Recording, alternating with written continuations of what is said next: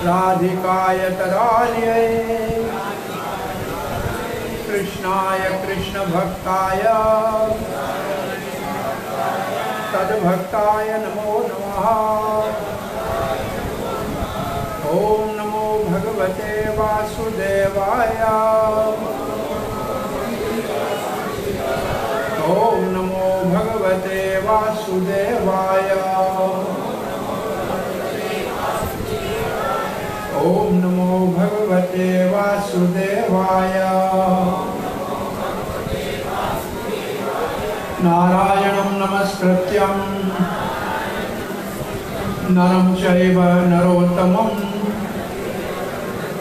देवीं सरस्वतीं व्यासं ततो जयमुदीरये। नष्टप्रायेषु अभद्रेषु नित्यं भागवत सेवया भगवती उत्तम श्लोके भक्तिर्भवती नैष्ठिकी। कृष्णाय वासुदेवाय देवकी नंदनाय च नंदगोपकुमाराय गोविंदाय नमो नमः। जय श्री कृष्ण चैतन्य प्रभु नित्यानंद श्री अद्वैत गदाधर शिवासादि गौर भक्त वृंदा। हरे कृष्णा कृष्णा कृष्णा हरे हरे हरे राम राम राम हरे हरे। श्री धाम मायापुर में तीसरे दिन प्रातः काल के श्रीमद् भागवत के सत्संग में आप सबका हार्दिक स्वागत है। सिंघाना परिवार की ओर से ये 7 दिवसीय भागवत के सत्संग का आयोजन किया है। इसमें आप सब भाग्यशाली जो पधारे हैं, आप सबका हार्दिक स्वागत पुनः करते हैं। कल हमने दूसरे स्कंद श्रीमद् भागवत में सुखदेव महाराज की स्तुति और उस स्तुति में भी मुख्य बात ये थी कि भगवान की कथा का श्रवण करे, कीर्तन करे, सुमरण करे, भगवान का दर्शन करे, भगवान का पूजन करे तो बहुत जल्दी इसी जन्म में तत्काल सारे पाप नाश हो जाते हैं और बहुत जल्दी भगवान का दर्शन होता है। और फिर हमने विशेष रूप से परीक्षित महाराज कहते हैं शृण्वतां श्रद्धया नित्यं गृणतश्च स्वचेष्टितं कालेन अधिदीर्घेण भगवान विशते हृदय। परीक्षित महाराज कहते हैं अगर उत्साह के साथ, श्रद्धा के साथ भागवत का नित्य श्रवण किया जाए तो भगवान जल्दी हृदय में आके विराजमान हो जाते हैं। तो पूछा कि कहाँ से आते हैं सुखदेव महाराज? तो कहते हैं प्रवेश कर रंध्राणाम स्वानाम सरोरुहम। भगवान कान के द्वारा हृदय में आते हैं। भगवान भागवत से निकलते हैं, कथा के माध्यम से, कान के माध्यम से हृदय में जाते हैं। क्या करते हैं? धुनोति समलम कृष्ण, भगवान सारे मैल धोते हैं और फिर हृदय इतना चमकने लगता है कि उसके अंदर भगवान के चरण कमल दिखाई देते हैं। और एक बार जो उन चरण कमलों को पकड़ लेता है, ब्रह्मा जी कहते हैं फिर कभी उनको छोड़ता नहीं।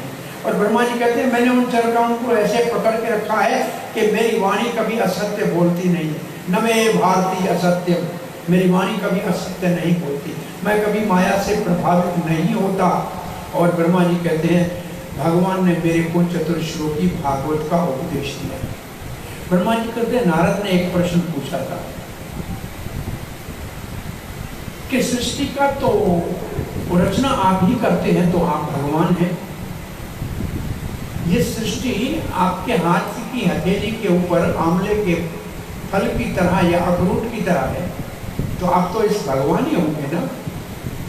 फिर कहते हैं अगर आप भगवान होते तो आप ध्यान किसका करते हैं? इसका अर्थ आप भगवान नहीं। तो बहुत सोच विचार के ब्रह्मा जी ने कहा कि भगवान की माया जिसको मोहित करती है वो मूर्ख मुझे भगवान मानता है। मैं भगवान नहीं हूं। भगवान के निर्देश में मैं, शंकर, इंद्र, चंद्र, सारे देवता ऐसे काम करते हैं जैसे बैल के नाक में रस्सी से जैसे मालिक चलाता है ऐसे चलते हैं। हम स्वतंत्र नहीं हैं। अब ये जब हम प्रसंग सुनते हैं तो हमारे को लगता है जब ब्रह्मा जी कहते हैं मैं भगवान नहीं हूं, तो फिर ब्रह्मा जी के द्वारा बनाया हुआ कोई इंसान अपने आप को भगवान कहे तो कितना मूर्ख कहा जाएगा। कितने लोग संसार में अपने आप को भगवान घोषित करने की मूर्खता करते हैं। जब ब्रह्मा ही भगवान अपने आप को नहीं मानता तो ब्रह्मा का बनाया हुआ कोई कैसे भगवान बन सकता है? भगवान के चरण कमलों को कल हमने कुंती महारानी की प्रार्थना नाम में पढ़ा था। कमल नयन है भगवान, पंकज नाभि है भगवान। तो भगवान के सारे अंगों को कमल से क्यों तुलना दी जाती है? पुष्प तो गुलाब का भी अच्छा होता है, सुगंध में मोतिया भी अच्छा होता है, जूही भी अच्छी होती है। तो फिर भगवान के सारे अंगों की तुलना कमल से ही क्यों दी जाती है? इसका उत्तर वास्तव में ये है कि कमल ब्रह्मा जी का बनाया हुआ नहीं। ब्रह्मा के जन्म से पहले कमल था, तो भगवान की उपमा उससे दी जाती है जो ब्रह्मा जी ने नहीं बनाया है। तो ब्रह्मा जी का बनाया हुआ कोई इंसान कैसे भगवान बन सकता है? तो बहुत ध्यान से समझना चाहिए। बहुत से लोग अपने आप को मूर्खता से भगवान घोषित करने की एक दृष्टता करते हैं। प्रभुपाद जी उतरे थे दिल्ली एयरपोर्ट से और पत्रकार ने पूछा कौन से भगवान आप हैं? बोला मैं भगवान नहीं हूँ, मैं भगवान का सेवक हूँ। बोला यहाँ तो सब लोग अपने आप को भगवान कहते हैं। प्रभुपाद ने अंग्रेजी में उसको कहा जो अपने आप को गॉड कहता है वो तो डाक के बराबर है। प्रभुपाद बहुत कठोर शब्द बोलते हैं। अरे नहीं प्रभुपाद जी, ये तो सब लोग अपने आप को कहते हैं मैं भी ब्रह्म, तुम भी ब्रह्म, ये भी ब्रह्म, वो भी ब्रह्म, सब भगवान है। मैं भगवान, तुम भगवान, ये भगवान, सब भगवान। प्रभुपाद ने कटाक्ष में कहा कि किसी स्त्री से पूछो कि तुम्हारा पति कौन है और वो कहे कि ये मेरे सब पति हैं, कोई ये बुद्धिमानी है क्या?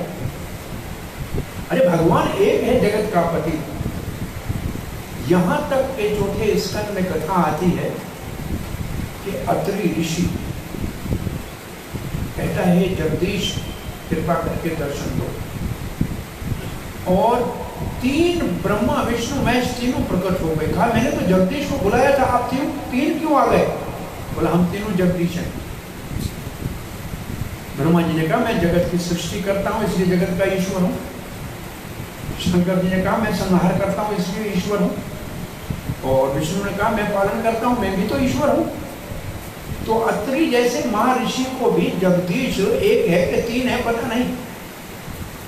बोला कैसे भी मैंने आपको बुलाया है, मैं तो आपको पुत्र चाहता हूँ। ठीक है, हम तीनों आपके घर में पुत्र बन के आ जाते हैं।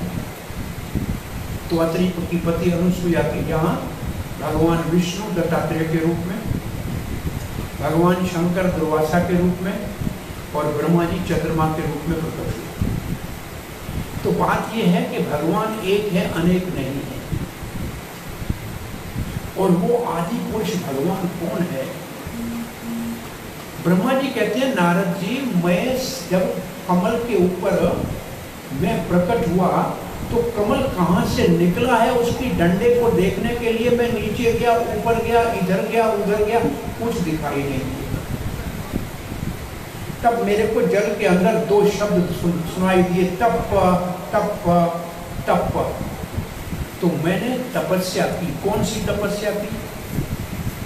हिरण्याकश की तरह हाथ ऊपर करके खड़ा हो गया? नहीं, मैंने तपस्या की 18 अक्षर के गोपाल मंत्र का जप किया।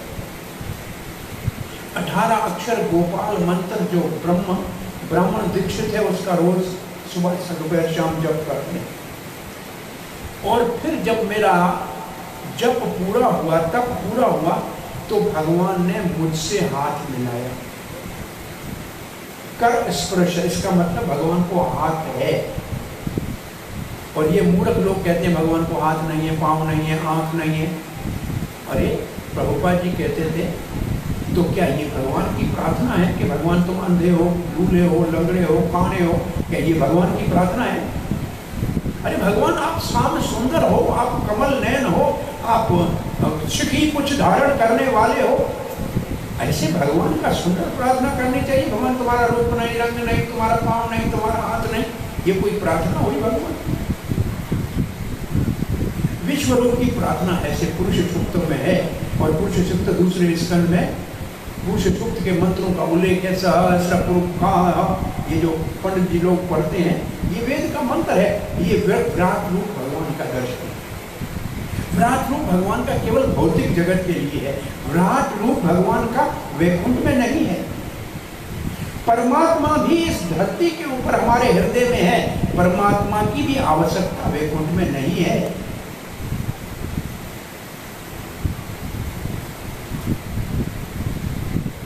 ये दोनों बातें ठीक तरह से समझनी चाहिए।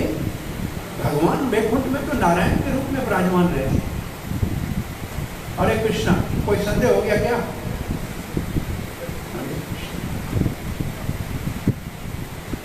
सो ब्रह्मा जी कहते हैं फिर मैंने भगवान को प्रार्थना की कि आपने मेरे को आकर प्रकट क्यों किया? मैं अयोनिज हूँ, मेरी माता नहीं, मेरा पिता नहीं, आप ही मेरे सब कुछ हो। मैं आपकी नाभि से जन्मा हूँ और ये कमल का डंडा है, इसके ऊपर ये कमल है। कमल कोई इतना छोटा नहीं है। आप तिरुवनंतपुरम में भगवान गर्भोदक्षाई विष्णु का मंदिर है, उसको कहते हैं अनंत पद्मनाभ। आप देखा है, कभी गए हैं? अनंत पद्मनाभ के दर्शन 3 कमरों से होते हैं। पहले कमरे से जाओगे तो चरणों के दर्शन होंगे सिर्फ। बीच वाले कमरे से नाभि, और नाभि के ऊपर कमल का डंडा, उसके ऊपर ब्रह्मा जी इतना लगता है जितना मक्खी हो, छोटा इतना। और पहले दरवाजे पे पहुंचेंगे आगे तो भगवान के सुंदर मुख का दर्शन। इसका मतलब ये कि भगवान गर्भोदक्षाई विष्णु यही विराट पुरुष है। ये पूरे इस ब्रह्मांड में एक तरफ इसके चरण है, दूसरी तरफ इनका सर है, और इनकी नाभि, उसके से एक पतला डंडा कमल का। वो पतला डंडा कितना है? जितना ये जितनी दुनिया दिखती है ये। और उसके ऊपर एक कमल, वो कमल भी कितना छोटा नहीं है, बहुत बड़ा कमल है। कभी आपने सुना होगा कि कुंभ मेला लगता है हरिद्वार में और एक बूंद अमृत की गिरती, लेकिन 1 किलोमीटर में स्नान करते हैं तो वो बूंद जो देवताओं के कलश से गिरी थी, वो हमारे जितनी छोटी बूंद नहीं थी, वो 1 किलोमीटर तक गिरी थी।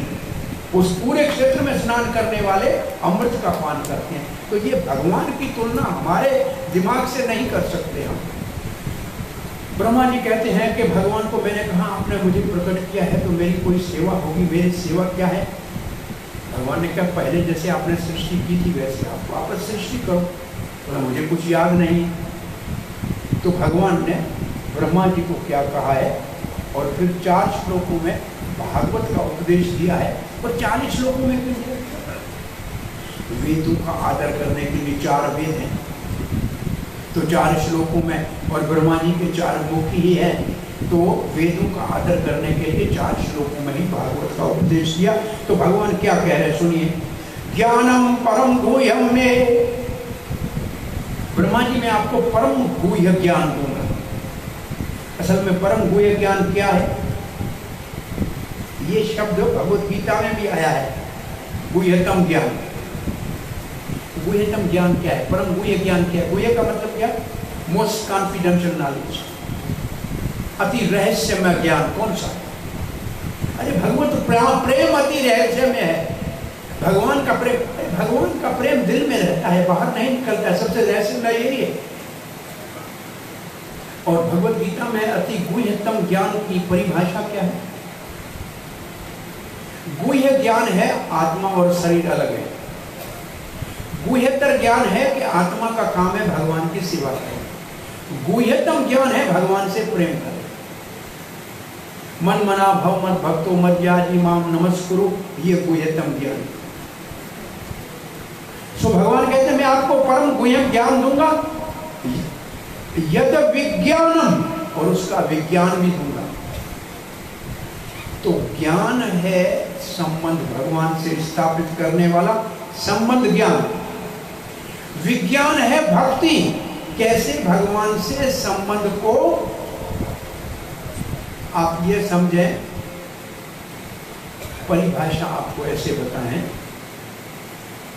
लड़की जवान होती है तो परिवार वाले उसके लिए लड़का देखते हैं, फिर लड़का कितना पढ़ा है, क्या कमाता है, कैसे लगता है, ये सब जानकारी लेते हैं।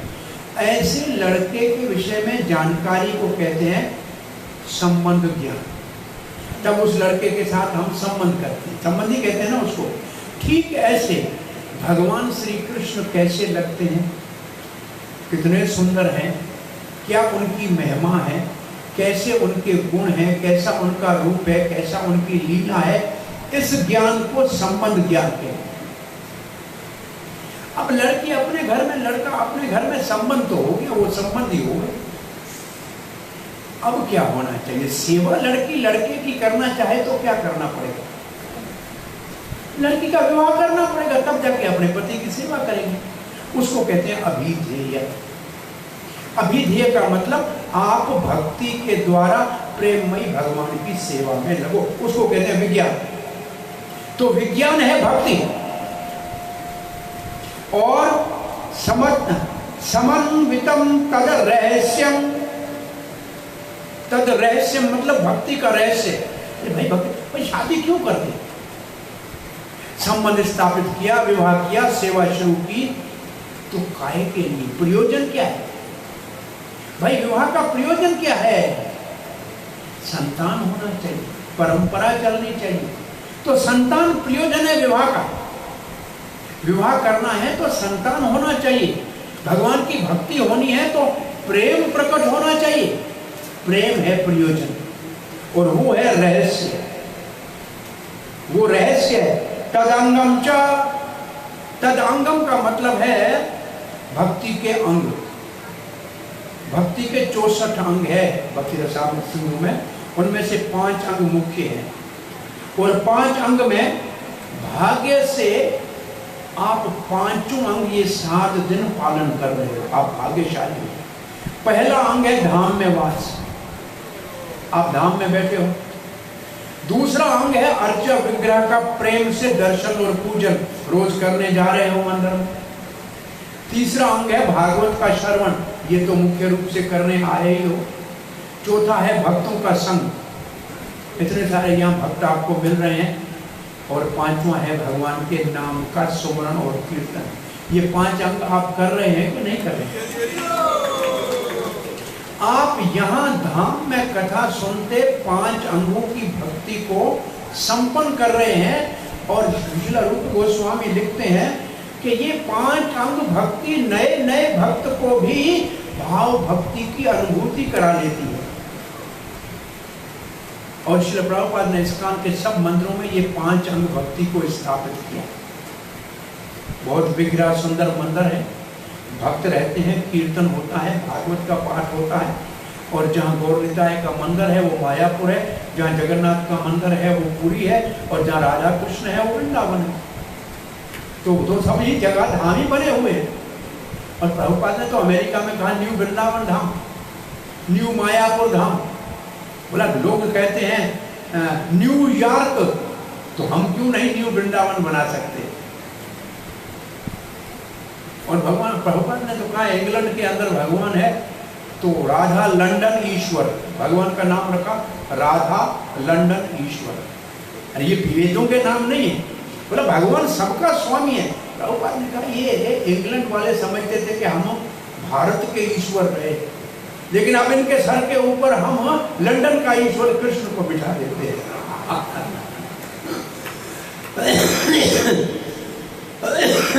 प्रभुपाद ने अद्भुत नाम रखा ये। और वहाँ प्रभुपाद जी एक दिन टाउन हॉल में कीर्तन कर रहे थे। प्रभुपाद के शिष्य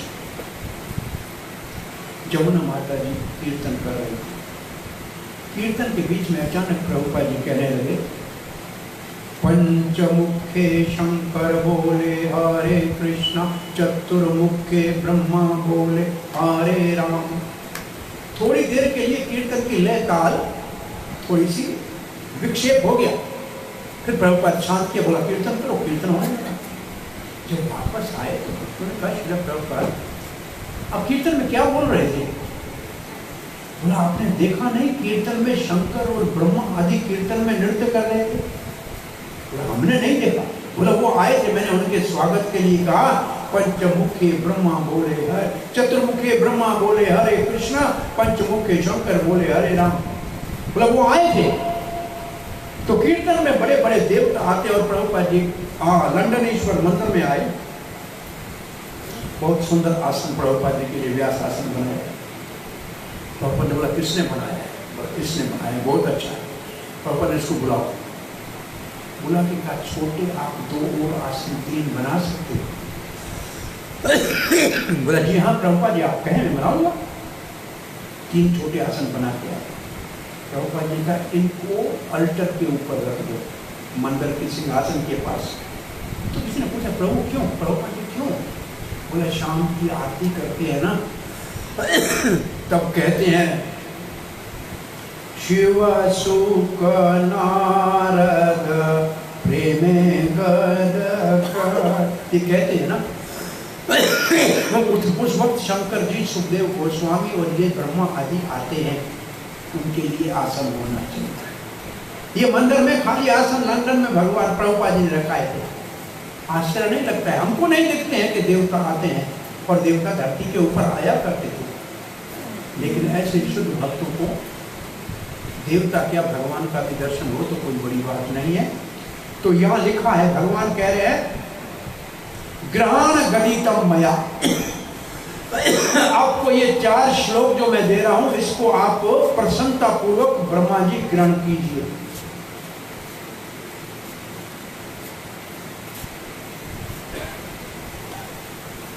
आगे क्या कह रहे हैं भगवान सुनिए। यावान अहम यथा भावो,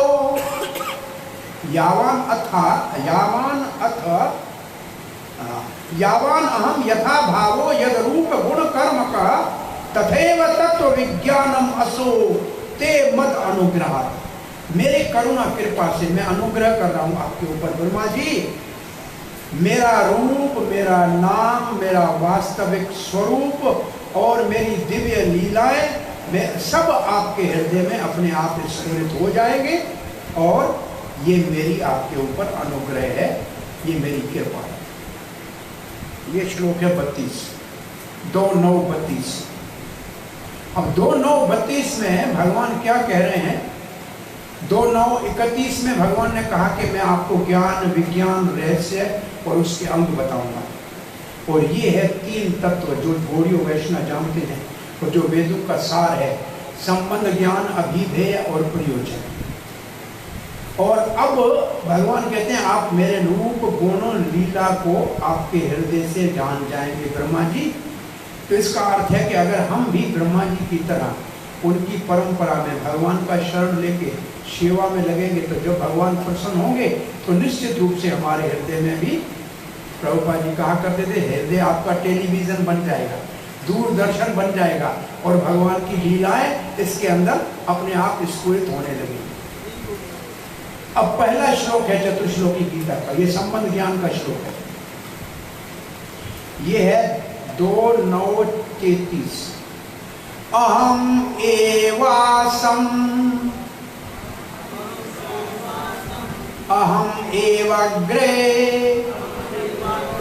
न अन्यद्यात् सदसत् परम पश्चात् अहम तद एतच्च यो अविशेषेत स्वस्म्यहम्। ये है पहला श्लोक चतुश्लोकी का। इसका अर्थ है भगवान कहते हैं मैं पहले था जब कुछ भी नहीं था, जो निकला है सब मुझसे निकला है और ये सब प्रलय में समाप्त हो जाएगा तो मुझ में समा जाएगा और जो बाकी बचूंगा मैं रहूंगा। ये है भगवान का संबंध ज्ञान। अहम सर्वस्य प्रभव मत सर्वं प्रवर्तते इति मत्वा भजते माम बुधा भाव समन्वितः।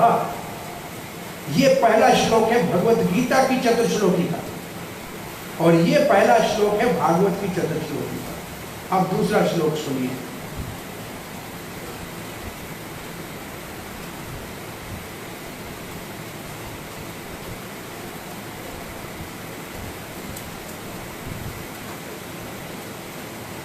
ऋते अर्थम यत् प्रतीयेत न प्रतीयेत चात्मनि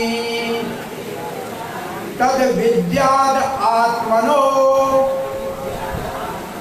मायाम यथा भासो तथा तमः।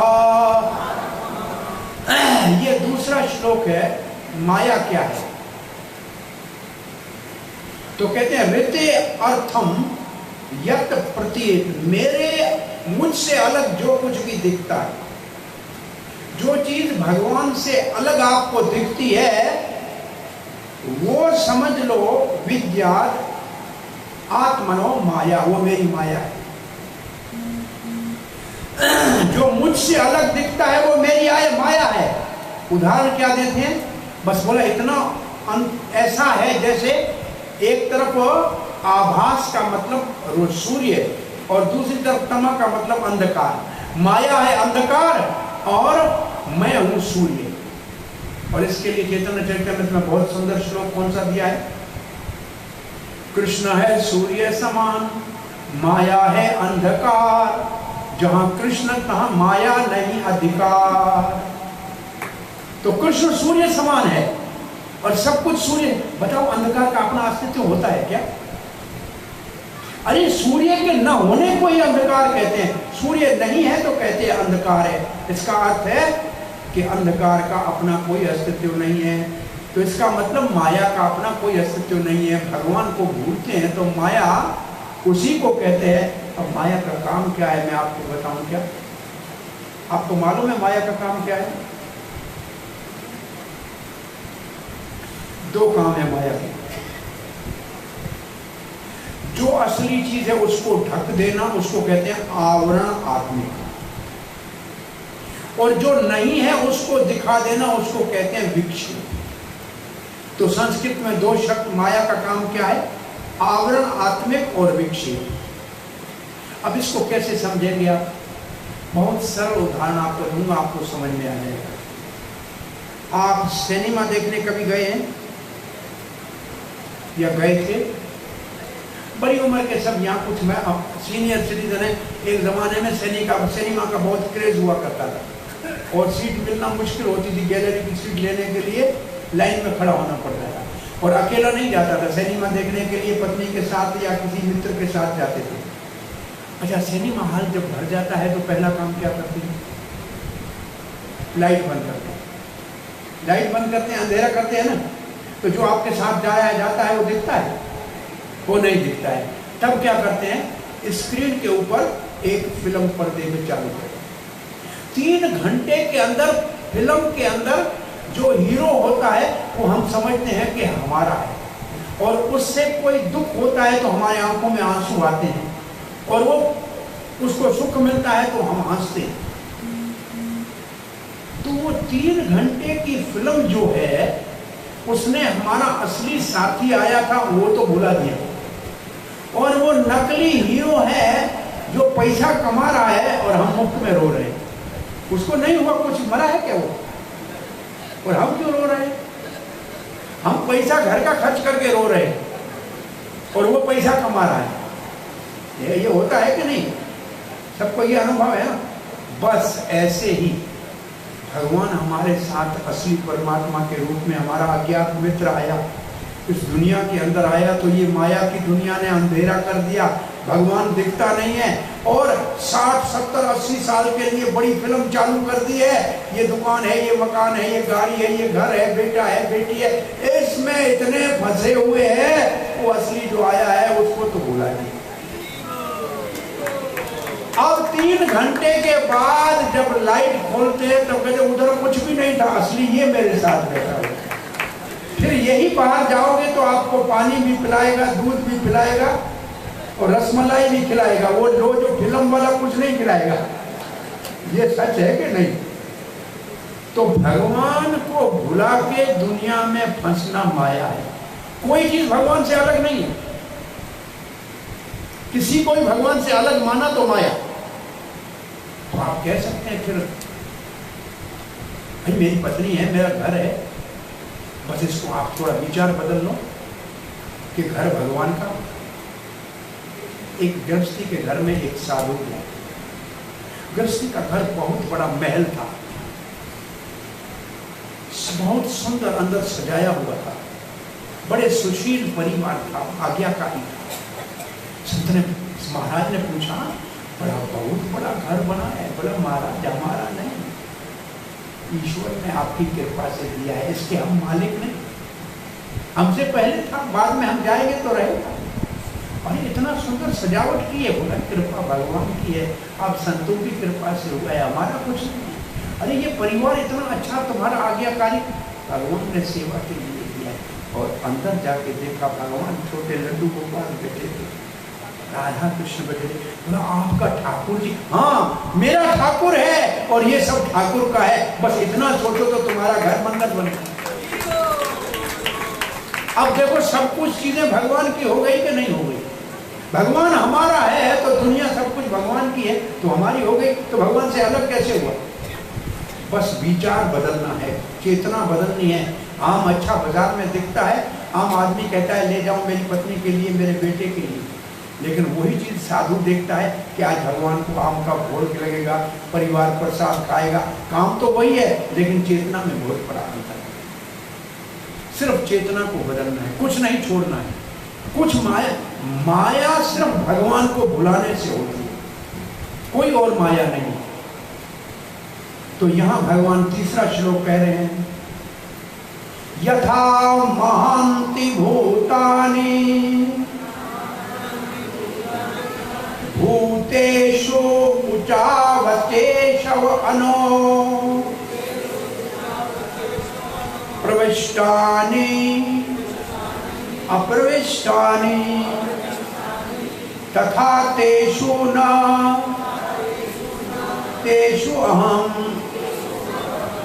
अब भगवान कहते हैं कि ये संसार जितना भी है और ये पंच तत्वों का बना हुआ दुनिया है, इसके अंदर मैं प्रवेश करता भी हूं और नहीं भी करता हूं, मैं इसमें हूं भी और नहीं हूं।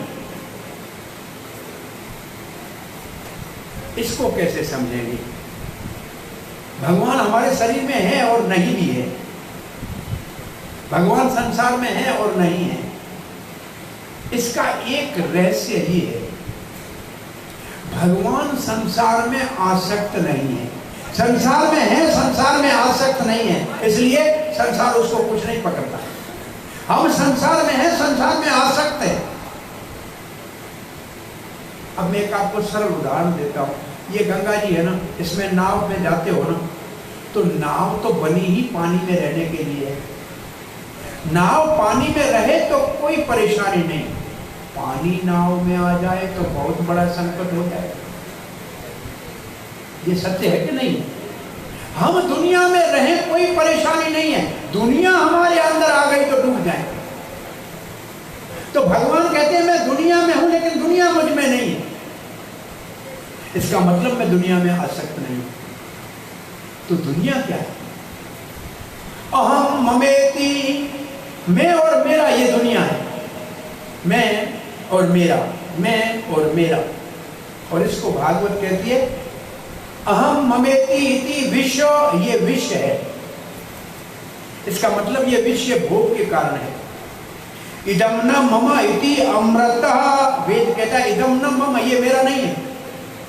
जितने यज्ञ करते हैं पंडित जी से पूछो, आहुति डालेंगे, कहेंगे इति इंद्राय स्वा नमः इदम न मम, पीछे इदम न मम कहना है, ये अमृत है। तो भगवान कहते हैं मैं सृष्टि में हूं और नहीं हूं, सृष्टि मुझ में है और नहीं है। इसको भी समझना है तो ऐसे समझिए, हमारे देश का प्राइम मिनिस्टर, पूरे देश के ऊपर उसका राज चलता है ना, लेकिन क्या वो सारे देश में सब जगह है क्या? वो तो अपनी ऑफिस में बैठा हुआ है। तो उसका राज कैसे चलता है? सरकार से। तो सरकार क्या है? उसकी शक्ति है। ऐसे भगवान अपनी माया शक्ति के द्वारा सृष्टि करते हैं, उसमें प्रवेश करते हैं, परंतु स्वयं भगवान अपने धाम में रहते हैं। तो भगवान शक्ति के रूप में प्रवेश करते हैं, लेकिन स्वयं के रूप से अपने धाम में रहते हैं। अब ये अंतिम श्लोक पर है, फिर एक और आगे बढ़े। आज थोड़ा ये सिद्धांतिक सत्संग हो रहा है, कहीं आप लोग सो नहीं जाइएगा। कल सो गए थे कुछ लोग। एक बार वैकुंठ के दरवाजे पे एक कथाकार पहुंचा और जय विजय ने अंदर जाने ही नहीं दिया। उसने बोला रोज कथा करता था, बोला बैठ जाओ महाराज, नहीं जाने दिया। तब तक एक बाल बिखरे हुए ऐसे कपड़े बेले आया और वैकुंठ का दरवाजा खोला और अंदर चल गया। पंडित जी को गुस्सा आ गया, बोला तुम लोग अन्याय करते हो, मैं पंडित कथा करता था, मुझे नहीं जाने देते। वो कौन था जिसको वैकुंठ में जाने दिया? उसका क्या कमाई था? तो दरबार ने कहा वो बस का ड्राइवर था। बोला बस का ड्राइवर वैकुंठ में जा सकता है और कथा करने वाला नहीं जा सकता? बोला सुनो आगे क्या लिखा है।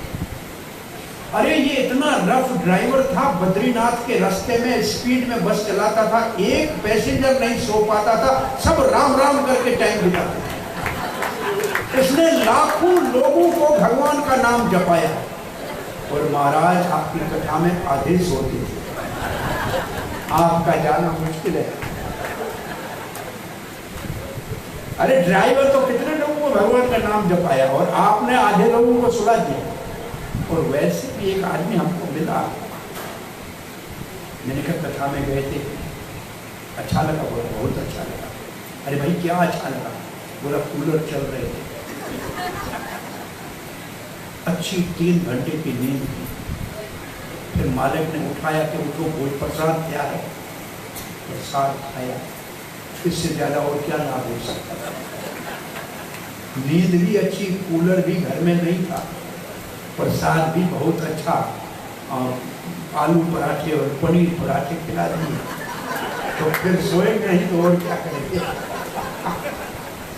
दूसरी माता जी हमको मिली, कहने लगी वाह वाह वाह, प्रभु कथा में तो बड़ा सुख मिल गया। अरे भैया क्या कथा में सुख मिला? तो मत पूछो।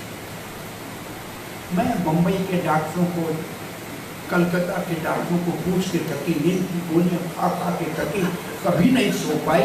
आपकी कथा में 3 घंटा सो गया। महाराज आप अन्य हो। लेकिन माता जी को हमने कहा कथा में सोना भी अच्छा है, जहाज में कोई सो जाएगा तो भी नदी को पार कर लेगा, जहाज वाला नीचे थोड़ी उठा के फेंकेगा। तो सोए रहो, फिर भी कथा में अच्छा ही है, कम से कम जहाज में तो सोए हुए हो कथा के, तो पार हो जाओ। हरे कृष्णा। अब ये आप स्वयं कोई बड़ी बात नहीं है। शंकर जी कथा कर रहे थे, पार्वती को नींद आ गई। 5वें स्कंद की कथा सुनते सुनते पार्वती को नींद आ गई, क्योंकि वहाँ खगोल भूगोल की कथा है सारी। और वो छोटा सा अंडे से निकला हुआ तोता वो आ कर रहा है। पार्वती देखा शंकर जी ने सो गई, ये तोता मेरी कथा सुन रहा है भागवत की। ये अमरनाथ की कथा है, आगे कथा नहीं कहता हूँ, बस कहता हूँ कि सोने को तो बड़े बड़े देव। प्रभुपाद जी कृष्ण बुक पढ़ रहे थे जन्माष्टमी को न्यू वृंदावन में। रात के 11 बजे के बाद सारे डंडे वाले सन्यासी सो गए, अकेला प्रभुपाद सुन रहा है। तो ये कथा सुनने में जागने में भी रस आएगा तब जागेंगे। अब हृदय में रस अभी तक आया ही नहीं है, तो कानों के द्वारा कथा लोरी का काम करेगी और सुना देगी। हरे कृष्णा। अब चौथा श्लोक सुन लीजिए, चतुर्श्लोकी भागवत का। बहुत मुश्किल है ये शब्द। एतं मतं समातिष्ठः परमेण समाधिना भवान कल्प विकल्पेशो न विमोयति करचित। मेरे ख्याल में ये चतुश्लोकी से बाद का श्लोक है। एक श्लोक आगे देखते हैं। भगवान कहते हैं ब्रह्मा तुम बस जो मैंने आपको ये सार बताया है ना, इसके ऊपर अच्छी तरह से ध्यान करो, अपने मन को लगाओ, अहंकार मत करना, बड़ाई मत करना। और फिर जब प्रलय होगी या महाप्रलय होगी तब भी आप विचलित नहीं होंगे।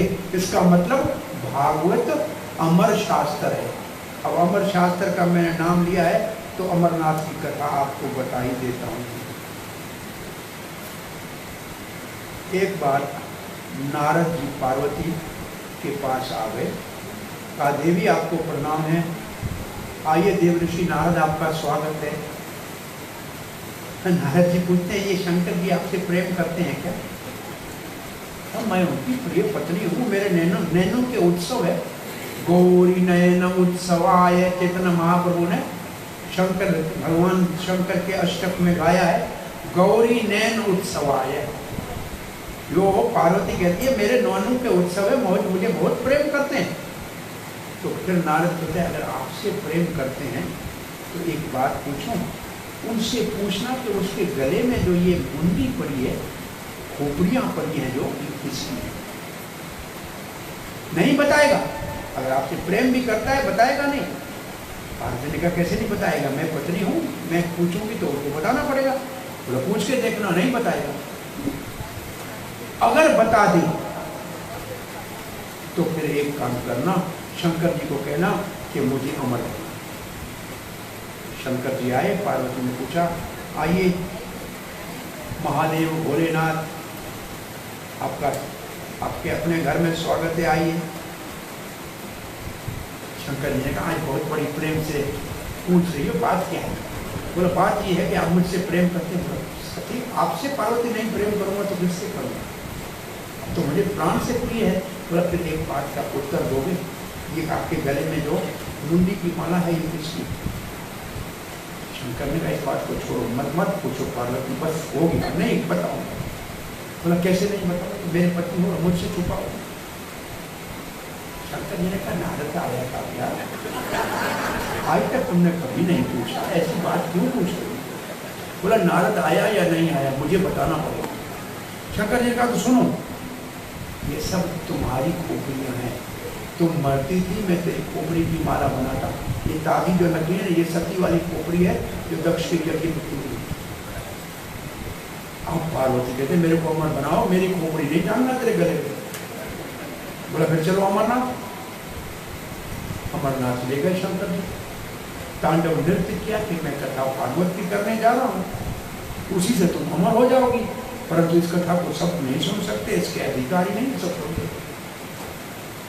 शंकर जी ने कथा शुरू की, क्या बोला आप बीच में हाँ हाँ करती रहना। पार्वती ने कहा हाँ तो करती ना होगी। 5वें स्तर में पार्वती सो गई, समाधि लग गई। वो एक अंडे में से तोता निकला और वो कह रहा था हाँ हाँ जी हाँ। शंकर जी ने आंखें खोली, पार्वती को नहीं लगी ये तोता कहाँ से हाँ हाँ कर। शंकर जी को क्रोध आया, त्रिशूल उठाया कि तोते ने भागवत कैसे सुन ली। तोता आगे भागा, तब तक पार्वती जागी। शंकर को कहा शांत हो जाइए पतिदेव, मैं अब जाग गई हूँ, आप कथा पूरी कीजिए, मुझे अमर बनाइए।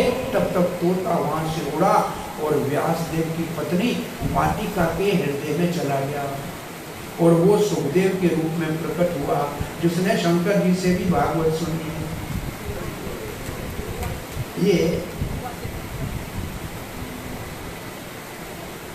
एक शास्त्र में पूरी इस कथा का पूरा वर्णन है। शास्त्र का नाम मेरे जबान पे नहीं आ रहा है, तो चौथा श्लोक भागवत का पढ़ लेते हैं मर्यादा को पूरा करने के लिए। एतावद एव जिज्ञास्याम तत्व जिज्ञासो नात्मनः अनव्यतिरेका अभ्याम यतस्याता सर्वत्र सर्वदा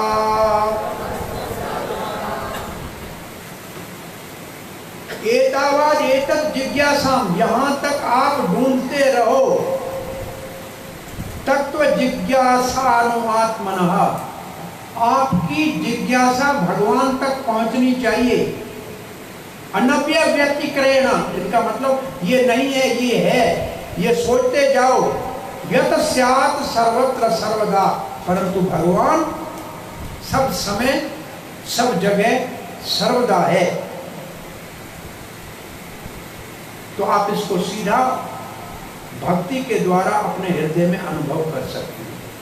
और इसके बाद हम आपको कल कहा था दूसरे अध्याय में भागवत सब प्रश्नों का उत्तर है। क्या? भागवत सब प्रश्नों का उत्तर है। ये है अंतिम अध्याय भागवत का 10वां, दूसरे स्कंद का 10वां अध्याय। इसमें महापुराण के 10 लक्षणों का वर्णन है। ये महापुराण में कितने लक्षण होते हैं? 10। अच्छा, भगवत गीता में कितने विषय हैं? भगवत गीता में कितने विषय हैं? 5। नाम उनके मैं बोलता हूं, आप सुनते जाइए। आत्मा, परमात्मा 2 हो गए ना, काल प्रकृति 4 हो गए ना, और कर्म 5। इनमें से 4 हैं वो आपके हाथ में नहीं है। एक कर्म आपके हाथ में है, उसको सुधारना है तो हरि कथा किया करो, हरि का कीर्तन किया करो और हरि भजन किया करो, बस ये कर्म आपका बदल जाएगा। भागवत में 10 विषय हैं। एक श्लोक में इन सब का वर्णन है, उस श्लोक में पढ़ लेता हूँ, फिर हम आगे बढ़ते हैं। आप भी पढ़े, इस 10 विषयों के नाम पढ़ लीजिए। अगर आप जानना चाहें तो मैं इसका सूक्ष्म में अर्थ भी बता दूंगा। अत्र सर्गो विसर्गश्च स्थानं पोषणं ऊत्यः मन्वंत्र ईशानो कथा निरोध मुक्ते आश्रय। ये 10 आपको नाम गिनाता हूं। सर्ग विसर्ग, सर्ग 1 विसर्ग 2, स्थान 3 पोषण 4, ऊती 5, मनवंतर 6, ईशानु कथा 7, निरोध 8, मुक्ति 9, आश्रय 10। इनमें से आपको कितना का अर्थ आता है? अब एक श्लोक और पढ़ते हैं, फिर इसका अर्थ करते हैं। दशमस्य विशुद्ध्यार्थम नवानाम इह लक्षणम। 10वां जो है ना आश्रय, वो मुख्य है और 9 उसके लक्षण है।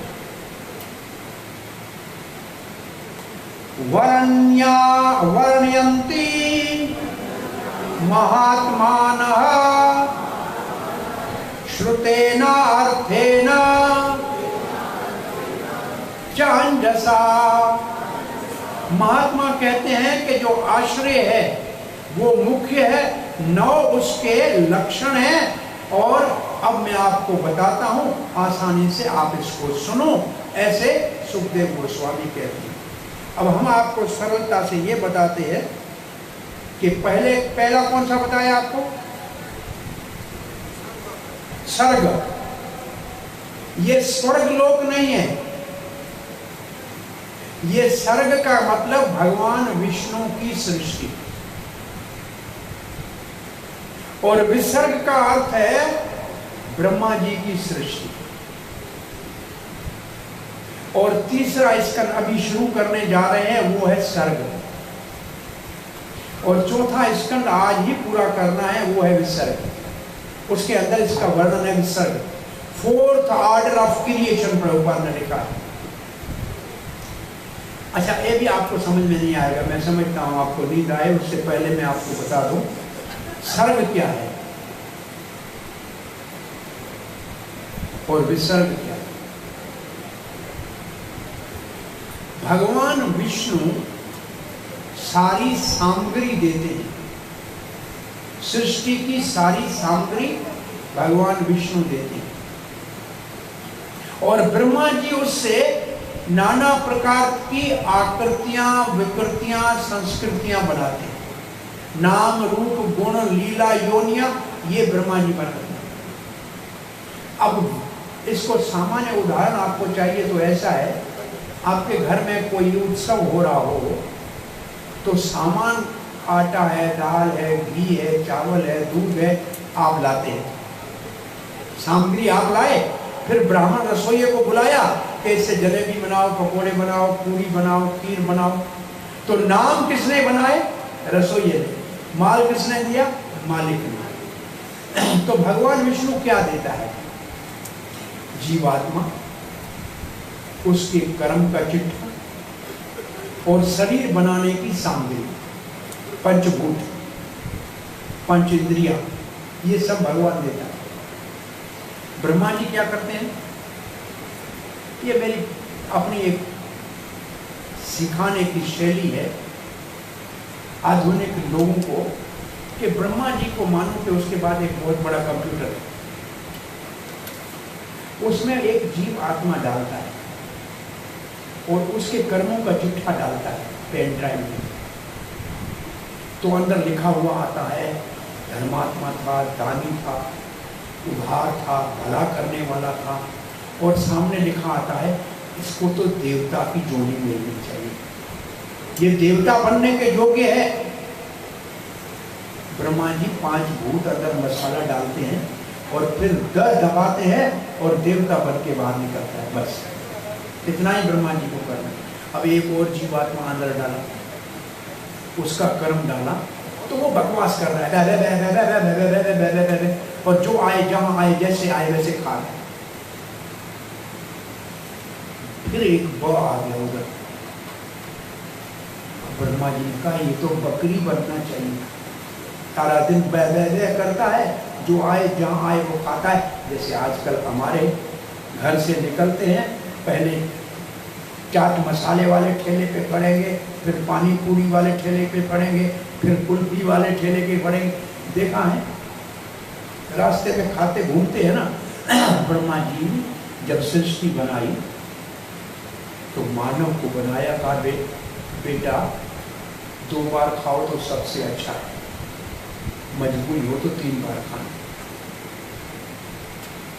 पशु बनाए, गाय, भैंस, बकरी बनाए।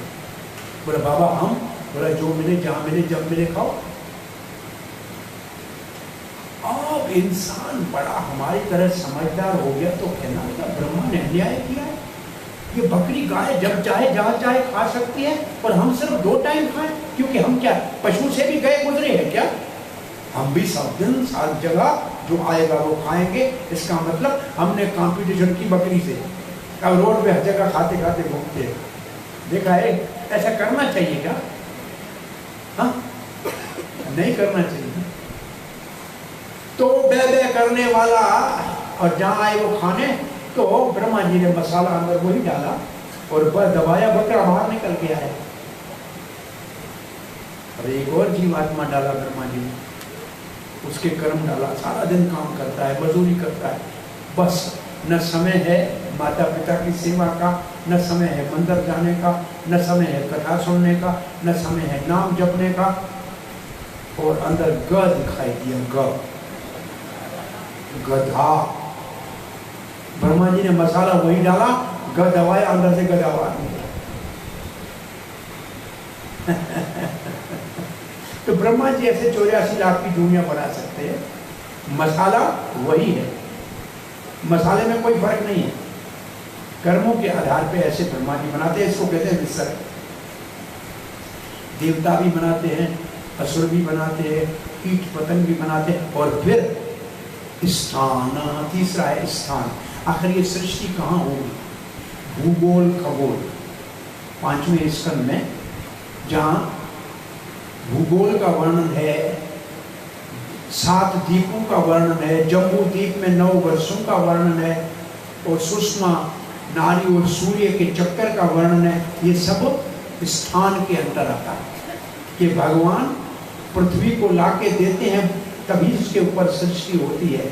तो स्थान अथ वैकुंठ विजय, दूसरा नाम है इसका वैकुंठ विजय। मतलब भगवान की कृपा से इस ब्रह्मांड में सृष्टि होती है, ये भगवान की करुणा है, इसको कहते हैं स्थान। इसके बाद है पोषण। पोषण का अर्थ है जैसे माँ बच्चे को जन्म देती है तो उसको खिलाती है, पिलाती है, बीमार होता है तो दवाई देती है, पोषण करती है। ऐसे भगवान इस सृष्टि को बनाते हैं तो माली जैसे बगीचे के अंदर पौधा लगाता है, खाद देता है, पानी देता है, छटाई भी करता है, कटाई भी करता है, ऐसे भगवान इस सृष्टि का पोषण करते हैं। छठे स्कंद में पोषण का वर्णन। फिर है ऊती। इसके बाद का विषय है ऊती। ऊती को कहते हैं, दूसरा शब्द है ऊती के लिए कर्म वासना।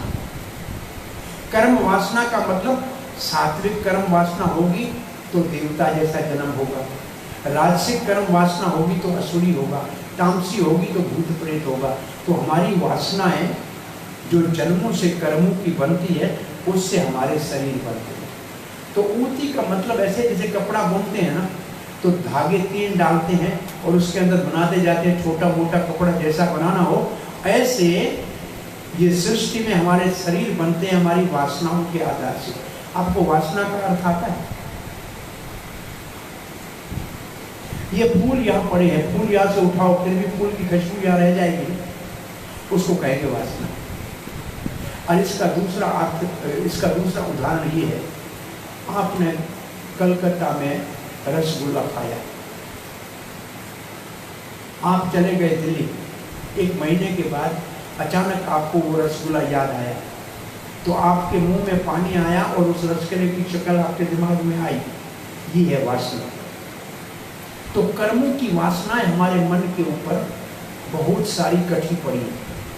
अच्छा, यहाँ एक बात आज पक्की याद करो, शरीर तो हमने बहुत बदले, परंतु मन हमारा वही है जो पहले दिन हमारे साथ आया।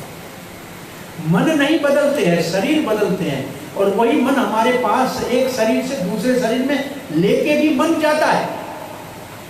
मन के अंदर जो लिखा होता है उसको पढ़ने के बाद यमराज दूसरा शरीर देता है। ये आपको आधुनिक भाषा में बताएं, जहाज का जब क्रैश होता है हवाई जहाज का, तो उसके अंदर क्या ढूंढते हैं सब लोग? ब्लैक बॉक्स, काला डब्बा ढूंढते हैं। काले डब्बे में सारी जानकारी पायलट लिखता है क्या हुआ था। तो जब हमारा शरीर छूटता है ना, तो यमदूत ब्लैक बॉक्स निकाल के ले जाते हैं मन, और उसको जाके वहां देखते हैं कि इसने क्या चाहा था हर समय, और जो हमने चाहा था वैसा ही शरीर मिलेगा। तो मन हमारा हमारे साथ रहता है। अब एक प्रश्न आपसे पूछूं, आज तक जितनी आपकी उम्र है आपने कितने कपड़े बदले, कोई बता सकता है? कोई एक बता सकता है? नहीं बता सकता। और एक जन्म के कपड़े कितने बदले हैं आपको याद नहीं है। वह आश्चर्य है कि नहीं है? तो हमने शरीर कितने बदले हैं। एक भगवत गीता का बहुत प्रसिद्ध श्लोक है, दूसरे अध्याय का, वासांसि जीर्णानि यथा विहाय नवानि गृह्णाति नरो प्राणि तथा शरीराणि विहाय नवानि गृह्णन्ति अन्यानि नवानि देहि। इसको हमारी टीका इसके ऊपर बहुत सरल है, आपको बुरा न लगे, खास करके माता जी को नाराज न होना। जितने कपड़े आपकी अलमारी में ज्यादा, उतने जन्म ज्यादा देने पड़ेंगे। ये हमारी टीका है, शास्त्र की टीका नहीं।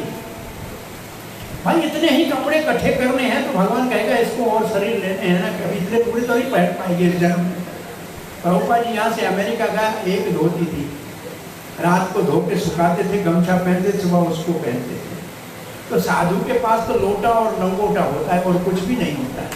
ज्यादा इकट्ठा करेंगे तो ज्यादा फंसेंगे, इसलिए दान करते दे दो, जिसके पास नहीं है उनको कम रखो तो अच्छा है। और आश्चर्य है, देखा तो हम ले लेते हैं, लेकिन साल में भी उसको पहनने की बारी नहीं आती। नहीं, सच्चे कि झूठे? साल में उसकी बारी नहीं आती है, और तब तक फैशन बदल जाता है और वो बेकार हो जाती है, घर में रखने की जगह नहीं। इसलिए अंग्रेजी में दो शब्द हैं, नीड और डिजायर। आपकी इच्छाएं कभी पूरी नहीं होगी, लेकिन आपकी जरूरत कितनी है ये देख लो। जरूरत से ज्यादा लेने की आवश्यकता कुछ नहीं।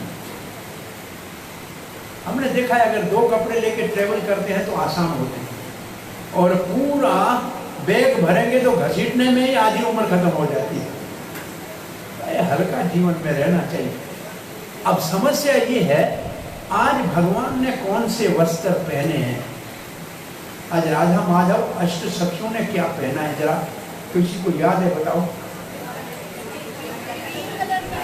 क्रीम कलर के हैं, बादामी रंग जैसे हैं। और पंचतत्वों ने 3 अलग कलर हैं, 2 एंड पे दूसरे हैं, बीच में दूसरा है, बीच में 2 दूसरे हैं। ब्लू है, कैसा है? एक मैरून, एक येलो, ब्लू, ठीक है। अब मैं इसलिए आपसे पूछा कि हम एक दूसरे के कपड़े देखते हैं कि कौन से पहने, इसलिए वापस सुबह वाली कथा वाले शाम को नहीं पहनते, और हम तो वही पहन के रोज आते हैं ताकि आपको परेशानी नहीं हो। कथे वाला वही है।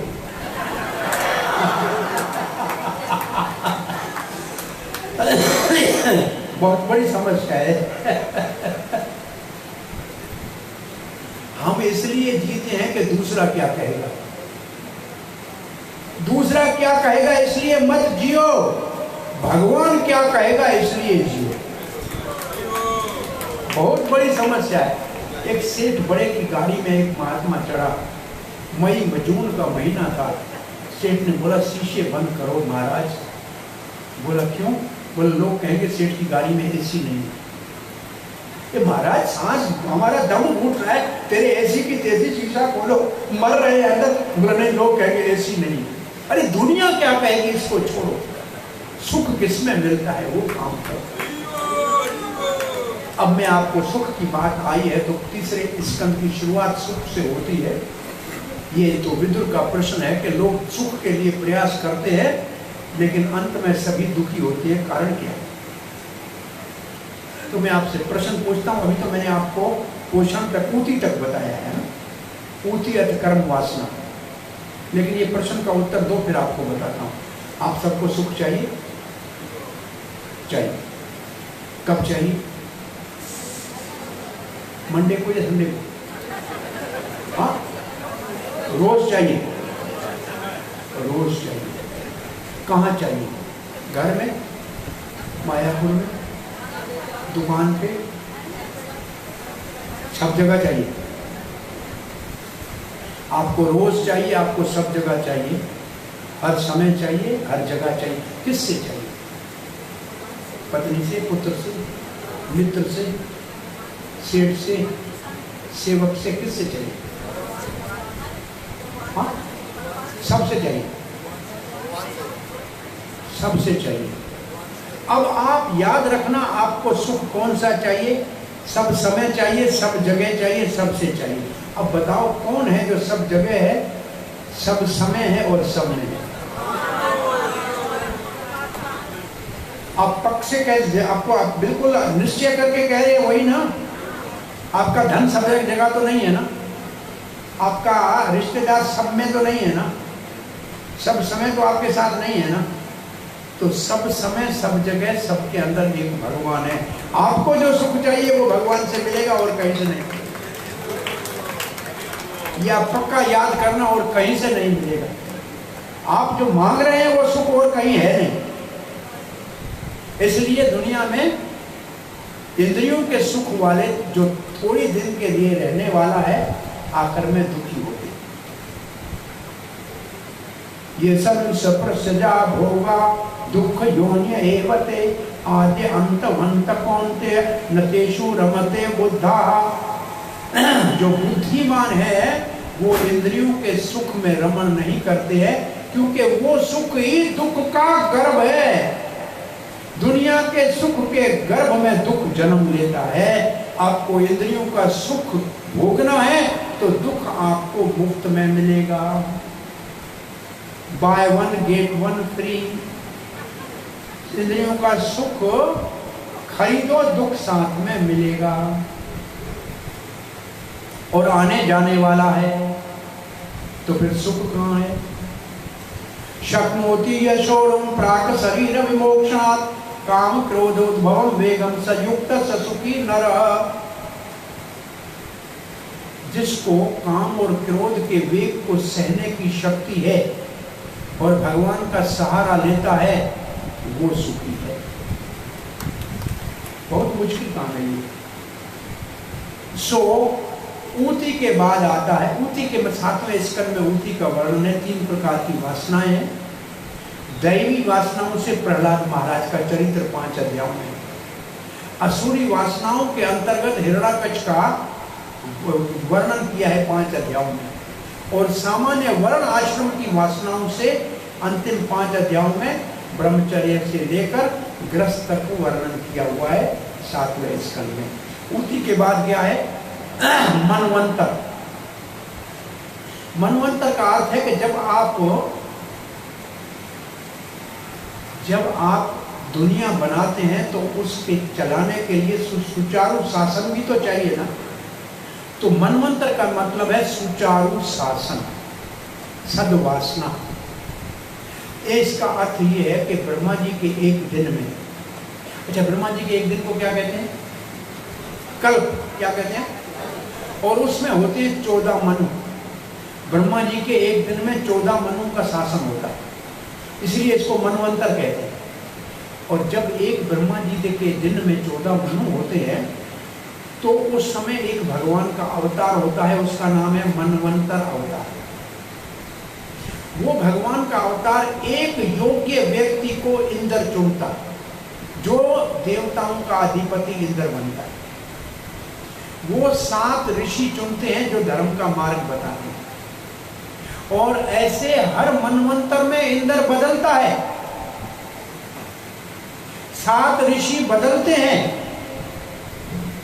इस वक्त पुरंदर इंद्र है। इस मनवंतर के ऋषियों के नाम लिखे हैं, और आने वाले मनवंतर में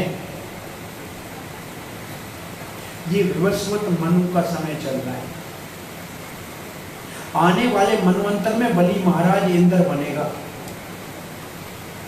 और ये कल जिसकी कथा बताई थी अश्वत्थामा, ये सप्तऋषि बनेगा। तो मनवंतर का मतलब है सद्वासना चलाने के लिए भगवान इंद्र को चुनता है, 7 ऋषि चुनते हैं, धर्म का मार्ग बताता है। एक मनवंतर में एकादशी व्रत शुरू किया गया। पहले मनवंतर में तपस्या सिखाई गई, इसको कहते हैं सद्वासना। इसके बाद का कौन सा विषय है? ईशानु कथा। ये इसके बाद है मनवंतर। तो मनवंतर की हमने आपको बताई 8वें स्कंद में मनवंतर है। 8वें स्कंद में कल कथा करेंगे मनवंतर की। और 9वें स्कंद में है ईशानु कथा। ईश का मतलब भगवान, अनु का मतलब उसके अनुगामी, भगवान और भगवान के भक्तों की कथा। ये हमारे अंतःकरण को शुद्ध करने के लिए ईशानु कथा। ये 9वें स्कंद में सूर्य वंश में बहुत से भगवान के भक्तों की और भगवान रामचंद्र के अवतार की कथा है। 12 अध्यायों में चंद्र वंश के अंदर बहुत से बड़े बड़े महान भागवत पुरुषों के साथ परशुराम जी और कृष्ण बलराम के प्रकृति का वर्णन है। इसको कहते हैं ईशानु कथा। ये हमारे हृदय के अंदर जो कामनाओं के बीज है वो सब भून के साफ कर देती है। तब हम 10वें स्कंद में प्रवेश करने के अधिकारी बनते हैं। और 10वां स्कंद है आश्रय। आश्रय है श्री कृष्ण और उसका नाम गुण रूप लीला। बाकी 9 उस 10वें स्कंद को समझने के लिए। आश्रय है 10वां स्कंद। 11वां मुक्ति का स्कंद है, जिसमें 5 अध्यायों में भागवत धर्म से भक्तों की मुक्ति का वर्णन है। 24 अध्यायों में उद्धव गीता से 24 तत्वों से मुक्त होने का सिद्धांत है, और 2 अध्यायों में तो यदुवंश के विनाश का वर्णन है। फिर 12वें स्कंद में निरोध लीला है। प्रलय 4 प्रकार की उसमें वर्णन किया हुआ। और मार्कंडेय ऋषि ने ये प्रलय देखी थी। ये सारा मुश्किल विषय, इसको यहाँ विराम देते हैं। दूसरा स्कंद यहाँ पूरा होता है। प्राय दूसरे स्कंद के ऊपर आप भागवत में कथा कभी सुनते नहीं होंगे, और ये कोई कहता भी नहीं होगा कि ये कथाएं करते हैं क्या, ये चलते हैं, बहुत मुश्किल है। हरे कृष्ण। अब हम तीसरे स्कंद का शुरुआत करेंगे। अभी तीसरा स्कंद पूरा कर लेंगे और शाम को चौथा और पांचवा भी हो सकता है करेंगे। तीसरे स्कंद में 33 अध्याय, 33। तीसरे स्कंद में पहले 4 अध्यायों में 2 महाभागवत पुरुषों का मिलन है, उद्धव और विदुर का मिलन है, और दोनों कृष्ण कथा जमुना के किनारे धारावाहिक करते हैं। उसके बाद तीसरे स्कंद में 2 भगवान के अवतार हैं। पहला अवतार है क्रिया प्रदान वारादेव। वो कुछ नहीं करते हैं, सिर्फ पृथ्वी को गर्भ सागर से निकालकर इस अपनी ऑर्बिट में स्थापित करते हैं ताकि सृष्टि ब्रह्मा जी कर सके। और दूसरा भगवान का अवतार कपिल देव ज्ञान प्रदान अवतार, जो माता देवहूति के माध्यम से दूसरा सबसे बड़ा उपदेश है भागवत का। सबसे पहला बड़ा उपदेश है कृष्ण का उद्धव को 11वें स्कंद में, उद्धव गीता भागवत का सबसे बड़ा उपदेश है। दूसरे नंबर का सबसे बड़ा उपदेश है कपिल देव का माता देवहूति। ये कोई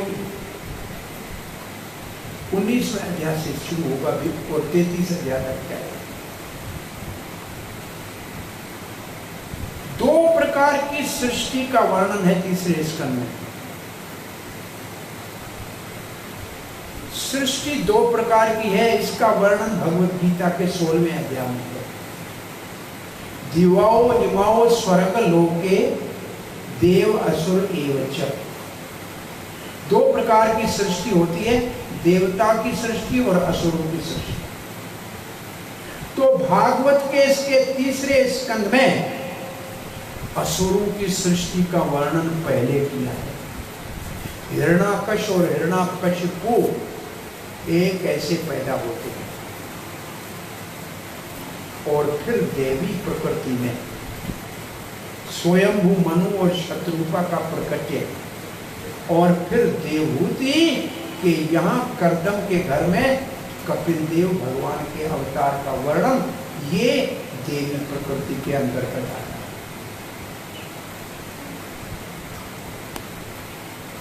अब तीसरे स्कंद का शुभ आरंभ ऐसे होता है। प्रश्न ये पूछा गया है, विदुर ने अपना वो घर क्यों छोड़ा जिसमें श्री कृष्ण प्रेम से विदुर की गोद में सर रख के सोए और विदुर का जला हुआ शाक भी खाया। तो उसके उत्तर में कहते हैं कि दुर्योधन ने विदुर का अपमान किया और धृतराष्ट्र चुप रहे, इसलिए विदुर जी राजपाट छोड़ के तीर्थ यात्रा करने चले गए। शिक्षा ये मिलती है, कभी अपमान भी भगवान मिलाने का कारण बनता है। विदुर का अपमान हुआ तो भगवान मिला, दुरु का अपमान हुआ तो भगवान मिला। तो दुनिया में अपमान इस शरीर का होता रहेगा, कोई बचा नहीं सकता है। इसलिए रामायण में लिखा है, यश अपयश, हानि लाभ, जन्म मृत्यु विधि रखा अपने हाथ। ये 6 चीजें हमारे हाथ में नहीं है। कौन सम्मान करेगा, कौन अपमान करेगा, ये हमारे हाथ में नहीं है। किसको यश मिलेगा, किसी को अपयश मिलेगा, ये हमारे हाथ में नहीं है। जन्म मृत्यु ये हमारे हाथ में नहीं है, विधाता के हाथ में है। सो विदुर तीर्थ यात्राएं करते हुए वृंदावन में उद्धव से मिले, और उद्धव को भगवान श्री कृष्ण ने प्रभास क्षेत्र, आपने नाम सुना है प्रभास क्षेत्र? प्रभास का क्या अर्थ है? प्रभास का अर्थ है रोशनी, प्रकाश। प्रभास क्षेत्र का अर्थ है जहां प्रकाश प्राप्त हुआ। और उस क्षेत्र में आज आपके लिए प्रसिद्ध मैं नाम लूंगा तो आप समझ जाएंगे कौन सा क्षेत्र है प्रभास। वहां सोमनाथ का ज्योतिर्लिंग है। सोमनाथ नाम सुना है? सोमनाथ उनका नाम क्यों है? सोम कहते हैं सोमवार, तो सोमवार किसका है? चंद्रमा का, है ना? सोमवार चंद्रमा का, और संडे सूर्य का, मंडे मून का। तो चंद्रमा को श्राप मिला, क्षय रोग हो जाएगा, रोशनी चली जाएगी। अंधेरी रात का चंद्रमा अंधेरा हो गया तो कहा कि जाके भगवान शंकर की पूजा करके समुद्र में स्नान करो, तेरे को रोशनी मिल जाएगी। तो चंद्रमा ने शंकर जी की जहां पूजा की उस लिंग का नाम हो गया सोमनाथ। वहीं चंद्रमा समुद्र में स्नान करते हैं तो फिर चांदनी 15 रातें आती है, और हर 15 दिन के बाद चंद्रमा वहां जाके स्नान करते हैं। तो उस क्षेत्र का नाम हो गया प्रभास क्षेत्र। तो प्रभास क्षेत्र कहां है? सोमनाथ। गए हैं आप लोग? सोमनाथ का दर्शन किया? 8, 10, 20 हाथ ऊपर है, बहुत अच्छा। वहां सोमनाथ का अगर आपने दर्शन किया है तो वहां एक त्रिवेणी संगम है, दिखा है त्रिवेणी संगम? नदी और समुद्र का मिलन है, और वहां एक बहुत सुंदर घाट बना हुआ है, और वहां भगवान श्री कृष्ण ने सब यदुवंशियों का तर्पण किया था। और वहां से थोड़ा आगे जाएंगे तो एक स्थान है, वहां भगवान बलराम जी पाताल में चले गए हैं, शेष का निशान है, थोड़ा नीचे जाना पड़ेगा। कहीं गए उस जगह पे? बलराम जी का पाताल में जाने का स्थान है सोमनाथ में, और वहां विष्णु के चरण है, कृष्ण के चरण है। और वहां एक तीसरी जगह है, उसका नाम है ज्ञान वावा। वावा गुजराती में कहते हैं, अहमदाबाद वाले बोलो भाई वावा किसको बोलते हैं? कुएं को। गुजराती में वावा कहते हैं कुएं को, ज्ञान वावा। वहां एक गुफा है नीचे उधर, और एक कुआं है। वहां भगवान श्री कृष्ण ने उद्धव को उपदेश किया और कहा है कि आप अब चले जाओ बद्रिकाश्रम। वहां से 3-4 किलोमीटर और आगे जाओगे, सोमनाथ वाले सुनो, और आगे आप गए हो तो एक बाहुल तीर्थ कहते हैं, जहां भगवान श्री कृष्ण अपना सीधा पांव उल्टे घुटने के ऊपर रख के सोए हुए हैं। एक नए ताजे छोटे वट वृक्ष को पीठ देकर, और वहां उनके पांव में शिकारी का बाण लगता है। वो स्थान देखा है? क्या कहते हैं उसको?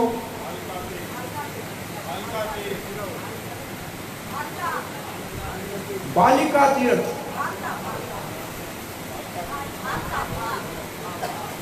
तो बालिका का मतलब है शिकारी ने जहां बाण मारा।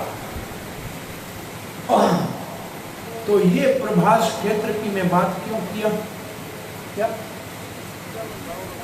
वीरावल गांव का नाम है, उस जगह का नाम गांव का वीरावल है, और तीर्थ बाहुलिक तीर्थ कहते हैं। क्या कहा हमने? क्यों ये प्रभास क्षेत्र कहां से आ गया बातों में? प्रभास क्षेत्र से श्री कृष्ण ने उद्धव को आज्ञा दी, आदेश दिया कि आप बद्रिक आश्रम चले जाओ, मेरे प्रतिनिधि के रूप में वहां रहना, और मेरे ज्ञान का दुनिया में प्रचार करना।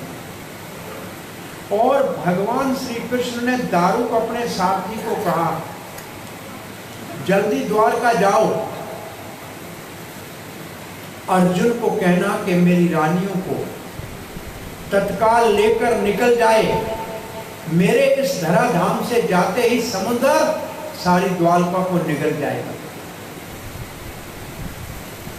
तो उद्धव जी वहां से चले हैं, जमुना के किनारे वृंदावन आए हैं, तब विदुर जी उनको मिले और दोनों एक दूसरे से साथ मिले हैं। और जो कृष्ण कथा हुई है ये एक भगवत गीता की चतुर्श्लोकी की गीता का रूपक है। मज्जिद मद्गत प्राणा बोधयंत परस्परम कथयंतस्य माम नित्यम तुष्यन्ति च रमन्ति च। मेरे शुद्ध भक्त मेरी कथा करते हैं तभी जीवित रहते हैं, और मैं अगर नहीं मिलूं तो उनके प्राण निकल जाते हैं। ये दोनों ऐसे भक्त हैं जो प्रेम से हरि कथा करते हैं। उद्धव कहता है कि भगवान श्री कृष्ण ने मुझे उपदेश दिया भागवत का। विदुर कहता है मुझे भी सुनाओ। उद्धव कहता है मर्यादा का उल्लंघन हो जाएगा, आप बड़े हो। और तब उद्धव ने कहा जब मुझे भगवान श्री कृष्ण उपदेश दे रहे थे तब मैत्रेय ऋषि वहां आए और भगवान श्री कृष्ण ने मैत्रेय को आदेश दिया है कि विदुर को उपदेश देना। आप मैत्रेय ऋषि के पास चले जाए। उद्धव मैत्रेय ऋषि के पास हरिद्वार गंगा के किनारे पहुंचा। मैत्रेय ऋषि ने अपनी परंपरा बताई कि मैं बोलने जा रहा हूं, पराशर ने से सुना है, पराशर से साम्याख्यान ऋषि से सुना था, और उन्होंने बलराम जी से, कुमारों से सुना था, कुमार ने बलराम से सुना। बोलने से पहले मैत्रेय ऋषि जो व्यासदेव के मित्र हैं अपनी परंपरा बताई कि हम बलराम जी और 4 कुमारों की परंपरा के अंतर्गत हैं, और अब बताइए आपके प्रश्न क्या है। तो विदुर जी कहते हैं वैसे तो मैं व्यास का पुत्र हूं और मैंने महाभारत आदि सारे ग्रंथ पढ़े हैं, फिर भी मैं ये जानना चाहता हूं कि लोग दुखी क्यों, सुख को ढूंढ रहे हैं, दुख क्यों मिलता है। अगर भगवान ये सृष्टि कैसे करते हैं, और सृष्टि करते होंगे तो भगवान को भी तो सृष्टि में आना पड़ता होगा ना। प्रायः विदुर जी ने सब लोगों के सहायता के लिए ये सृष्टि भगवान कैसे करती है यही प्रश्न पूछा। तो मैत्रेय जी ने सृष्टि का वर्णन किया कि सृष्टि भगवान कैसे करते हैं। अब फिर थोड़ा सा मुश्किल 2 शब्द आ रहे हैं। सृष्टि की प्रकृति का सारी सामग्री जिससे ये भौतिक जगत बनता है उसके लिए 2 नाम हैं। आप जानना चाहते हैं, बोलूं आपको? एक को कहते हैं प्रधान, दूसरे को कहते हैं महत्तत्व। कुछ पले पड़ा?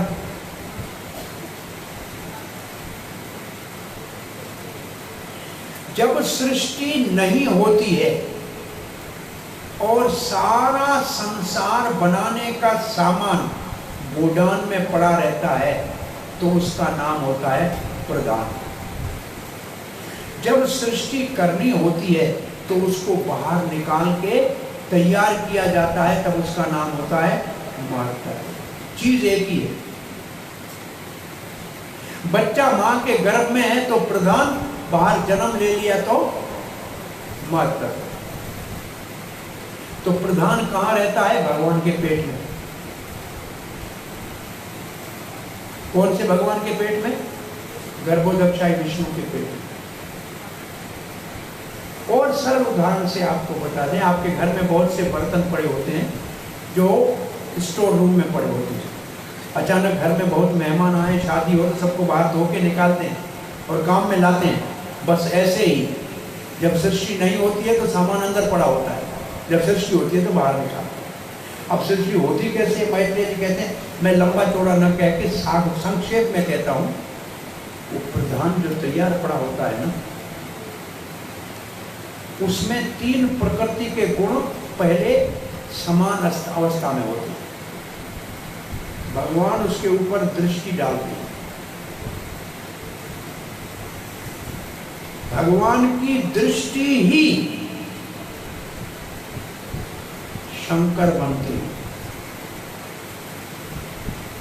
क्योंकि प्रकृति तो दुर्गा है, उसको भगवान नहीं छूते, केवल दृष्टि डालते हैं, लेकिन जो उसको स्पर्श करता है वो शिव है, वो शिव बनता है भगवान की दृष्टि। और फिर उसमें प्रवेश करता है काल, जो भगवान का निराकार रूप है। तब उस महत्त्व में हलचल शुरू होती है, और तब महत्त्व में पहला अहंकार पैदा होता है। दृष्टि और काल पड़ने से महत्त्व में अहंकार पैदा होता है। अहंकार तमोगुण, रजोगुण और सतोगुण में तीन बनने से 5 इंद्रियां, 5 भूत, मन, बुद्धि, ये सब बनना शुरू होता है, और ऐसे ये सृष्टि बनना शुरू होती है। अब ये थोड़ा मुश्किल है, इसको याद रख देते हैं, ये आप कभी पढ़ेंगे तो आपको सुनाएंगे, ये पढ़ने का विषय है, कथा का विषय नहीं है। बहुत रोचक है, लेकिन अब नहीं कह सकते इसको। अब आपको ये बताना चाह रहे हैं कि ब्रह्मा जी को जब कहा सृष्टि करो, तो ब्रह्मा जी ने अपने मन से 4 पुत्र उत्पन्न किए, जिनके नाम 4 कुमार हुए, वो भगवान का पहला अवतार है। ब्रह्मा जी ने कहा बेटा सृष्टि करो। कहा नहीं बाबा, हम ब्रह्मचारी रहेंगे, हम भगवान के ज्ञान का प्रचार करेंगे, हम सृष्टि नहीं बढ़ाएंगे। ब्रह्मा जी को क्रोध आ गया। ब्रह्मा जी के मस्तक से एक सांवला सा बालक नीचे गिरा, रोने लगा। ब्रह्मा जी से पूछा मैं कौन हूं? ब्रह्मा जी ने कहा तुम रो रहे हो, तुम रुद्र हो, तुम्हारे 9 रूप होंगे, तुम्हारी 9 पत्नियां रुद्राणी होगी, तुम भी सृष्टि करो। रुद्र ने भूत प्रेत की सृष्टि की, और वो ब्रह्मा जी को खाने आए। ब्रह्मा जी ने कहा रुद्र सृष्टि बंद कर दो, तेरी सृष्टि बहुत बड़ी समस्या पैदा कर रही है, तुम प्रलय का काम करो। ये प्रसंग पढ़ते हुए पता नहीं मेरे को अंदर में हलचल मचती है कि शंकर जी ने जो सृष्टि की, भूत प्रेत की, वो बड़े समस्या पैदा करती थी, इसलिए ब्रह्मा जी ने कहा सृष्टि मत करो। तो आजकल आप लोग दुनिया के अंदर 1 बच्चे से ज्यादा पैदा क्यों नहीं करते, बंद क्यों करते हैं? क्या भूत प्रेत पैदा कर रहे थे? हाँ जी, आप भगवान ने आपको सक्षम बनाया है, बच्चों का पालन पोषण कर सकते हो, पढ़ा सकते हो, फिर एक ही बच्चा पैदा करने के बाद कहते हैं हमें बच्चा पैदा नहीं करना है, तो फिर ये सारा संसार कैसे बढ़ेगा बताओ? कोई अच्छा आत्मा धरती पे आना चाहेगा, कैसे आएगा? आजकल हम बहुत गहराई में लोग से पूछते हैं ना, तो लोग कहते हैं बेटों की पढ़ाई महंगी है, बेटियों की शादी नहीं, इसलिए ज्यादा नहीं चाहिए। ये सच है क्या? अरे मैं आपसे पूछता हूँ, ये सच है क्या? हाँ जी,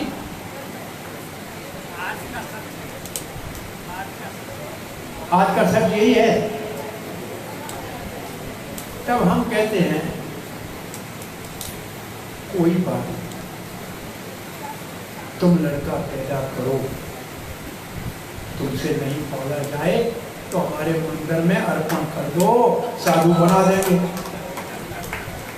अरे भाई साधु कहां से लाएं? आप सबको साधु चाहिए कि नहीं चाहिए? सबको साधु सत्संग चाहिए, और आपके पास लड़का है नहीं कि आसमान से गिरेगा क्या? मैं मतलब दुख से कहना पड़ता है सच में। दूसरे का बेटा साधु बने, प्रणाम करके प्रसाद भी, हलवा पूरी खिला देंगे, कपड़ा भी दे देंगे, 50-100 रुपया भी दे देंगे, और अपना बेटा साधु बनेंगे, ये छोरा खराब हो गया। अपना साधु बने तो खराब हो गया, और पराया साधु बने तो पूजनीय हो गया। ये कोई न्याय है क्या? हाँ जी, आप रेवेन्यू, भारत के रेवेन्यू डिपार्टमेंट जाके पूछिए कि सबसे ज्यादा भूमि किसके नाम है? साधु के नाम है। दूसरे नंबर पे भूमि रजवाड़ों के नाम, राजाओं के नाम से। तीसरे नंबर पे जमींदारों के नाम।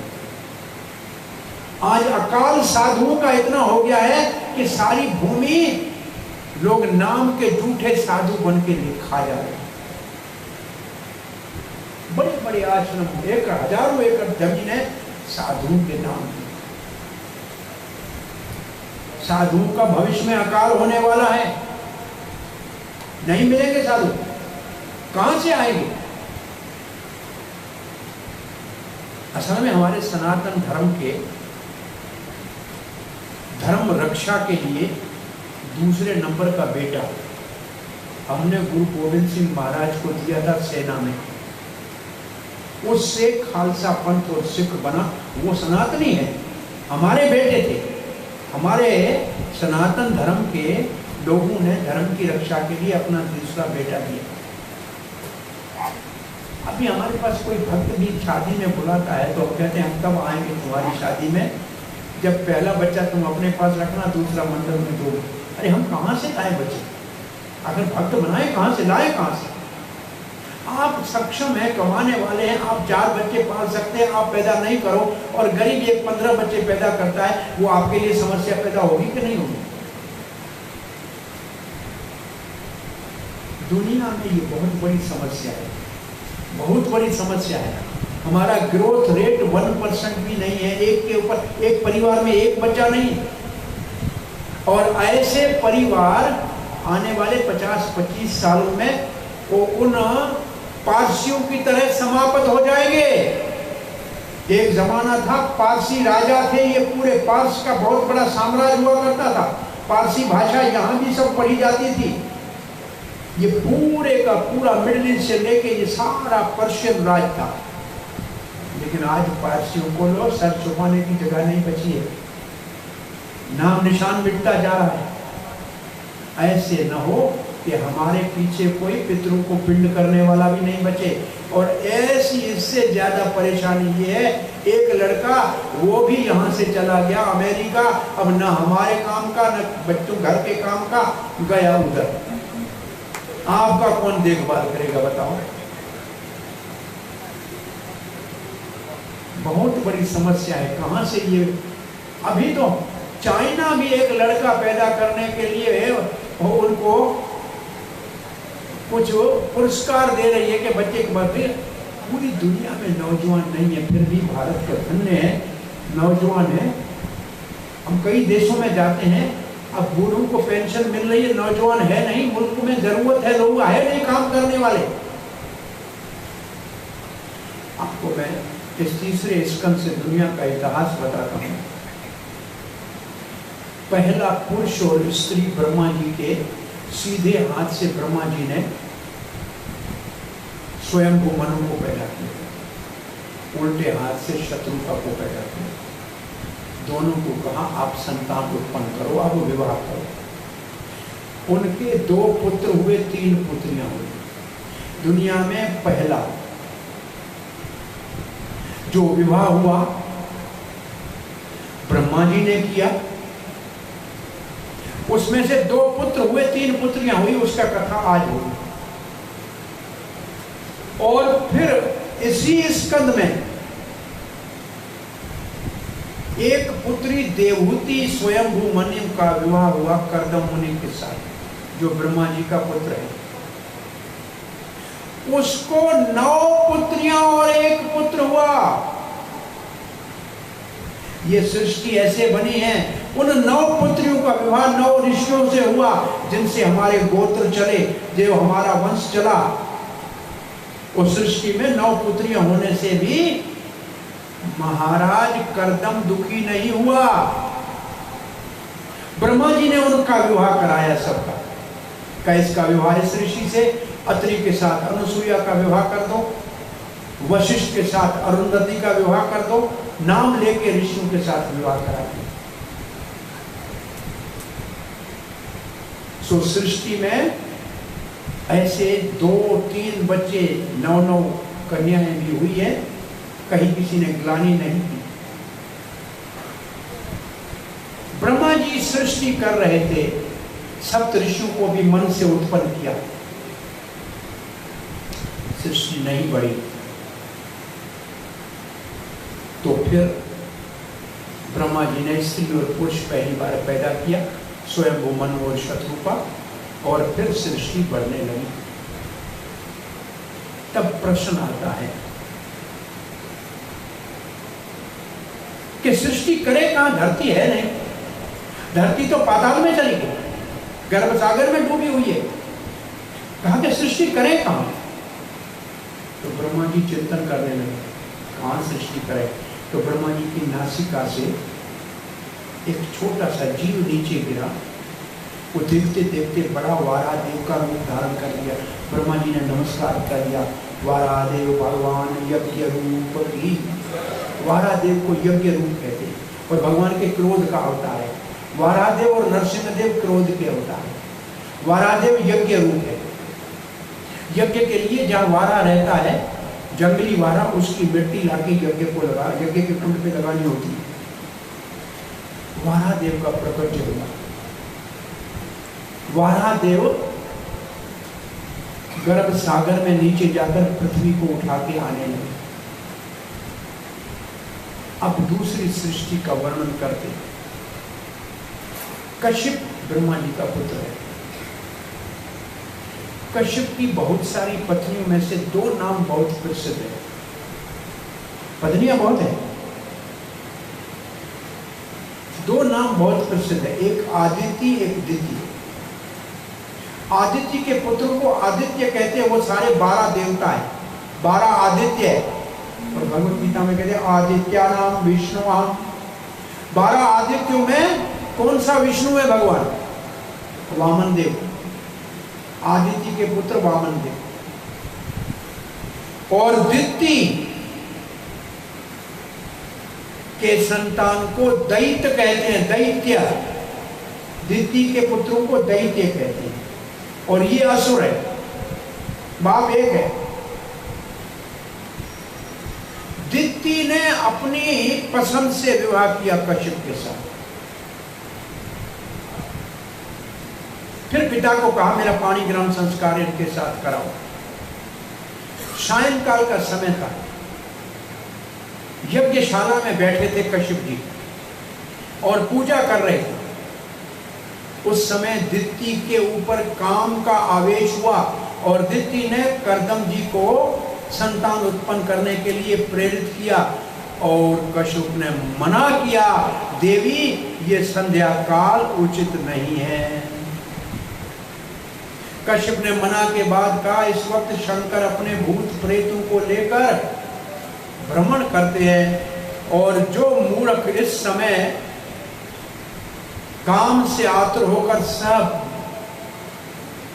सहवास करता है, उनके उदर में भूत प्रेत शंकर जी डाल देते हैं। दिति नहीं मानी। दिति ने जिद किया। कश्यप ने भगवान की इच्छा समझी और ये पहला बेसमय दिति और कश्यप का मिलन संसार के लिए अभिशाप हो गया। कश्यप जी फिर स्नान करके आचमन करके यज्ञशाला में आए। दिति आके क्षमा याचना करने लगी, मुझे माफ करना, मुझसे बड़ा अपराध हो गया, मैंने आपकी आज्ञा का पालन नहीं किया। शंकर जी उसको तो मैं मना लूंगी। कश्यप ने कहा अब पछतावत क्या हो, तो जब चिड़िया चुग गई खेत, अब समय चला गया। तुम्हारे उदर में 2 महान असुर आ चुकी हैं और उनके आने से दुनिया त्राही त्राही करेगी। ब्राह्मण साधु गौ इन सब की हत्या हो जाएगी। अब तो बड़ा संकट संसार के ऊपर आ गया। दिति ने कहा मेरे ऊपर दया करो, मैं आपके शरण में हूं, मुझसे गलती हो गई। कश्यप ने कहा मैं इसको कुछ नहीं कर सकता हूं, अगर तुम गलती अपनी मानती हो तो मैं इतना कर सकता हूं तेरा पोता कैसा महाभागवत भक्त होगा कि जहां भक्तों का नाम लिया जाएगा तुम्हारे पोते का प्रहलाद का नाम पहले नंबर पे लिया। यहाँ एक बात बहुत अच्छी सीखने को मिलती है, जीवन में गलती सबसे होती है, जो अपनी गलती पे पश्चाताप करे तो बहुत बड़ा लाभ होगा। पश्चाताप करने से पश्चाताप करना और अपनी गलती को मानना साधु के गुणों में शुमार किया हुआ। रामायण में लिखा है, जब अंगद हनुमान आदि के साथ सीता का समाचार लेकर किष्किंधा में प्रवेश कर रहे थे तो सुग्रीव के मधु के बगीचे में जाकर मधु पीने लगे। तो वहां बाली का सुग्रीव का बेटा दधी मना किया, मन नहीं माना, पिया, जबरदस्ती किया। उसने जाके अपने पिता को शिकायत की कि ऐसे अंगद हनुमान के साथ सारे वानर आपके बगीचे का सारा मधु पी गए। सुग्रीव नचने लगा, वाह, जरूर सीता का पता लगाया है तब मेरे मधु का मधु पी रहे हैं, नहीं तो वापस आने में हिम्मत नहीं होती उसकी। और फिर कहा, दधी, अंगद युवराज है, उसको तुमने रोका क्यों? उसका अधिकार है मां मधु पीने का, तुम जाओ उससे क्षमा मांगो। दधी वापस आया, कहा भैया अंगद, मैंने आपको मना की, मुझे क्षमा करना। अंगद ने कहा, मुझसे गलती हो गई, बिना आज्ञा के मुझे मधु नहीं पीना चाहिए था। उस जगह लिखा है वाल्मीकि जी ने, अंगद दे सतुक साधु स्वभाव के कारण अपनी गलती को उसने माना। जो अपनी गलती को मानता है वो साधु कहलाता है, वो भला मानस है। और ये दिति की पश्चाताप संसार के लिए प्रहलाद के वरदान के रूप में आए। परंतु ये हिरण्याकश और हिरण्यकशिपु दिति के गर्भ में आ चुके थे। यहां लिखा है असुरी संतान कब पैदा होता है? जब विवाह अपनी मर्जी से किया जाए, बड़ों की आज्ञा से न हो। पहला, आपको बताएं, पहला विवाह इस संसार के अंदर करदम का विवाह देवहूति के साथ भगवान विष्णु ने अरेंज किया, और देवहूति की पुत्रियों का विवाह ब्रह्मा जी ने अरेंज किया। इससे संकेत मिलता है बड़े बुजुर्ग जो विवाह करते हैं वो विवाह चलते हैं। अपने मनमानी वाले विवाह ज्यादा नहीं चलते, बहुत कम चलते। दूसरा असुर पैदा करने के कारण है बेसमय सहवास करना। संध्या काल का समय भूत प्रेत पैदा होंगे। और तीसरा, पति की आज्ञा का पालन नहीं करना।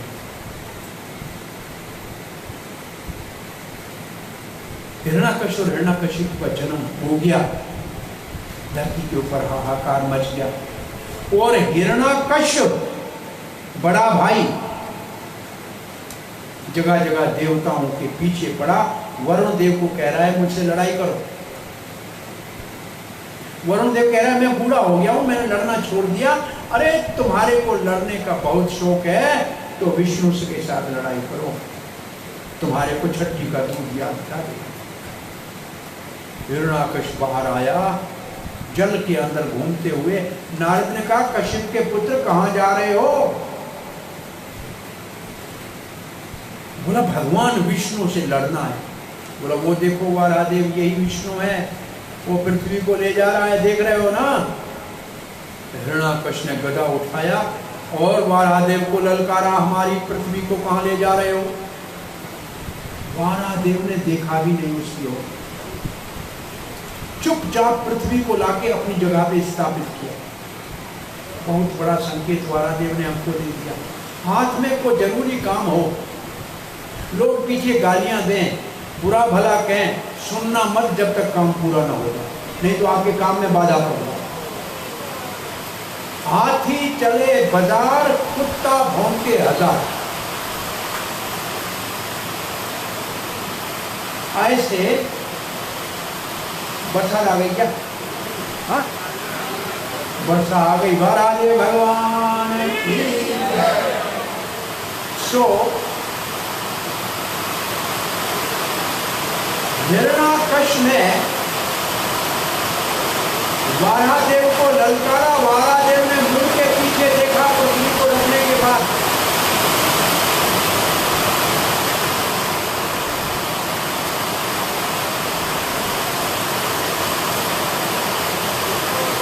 हरे कृष्णा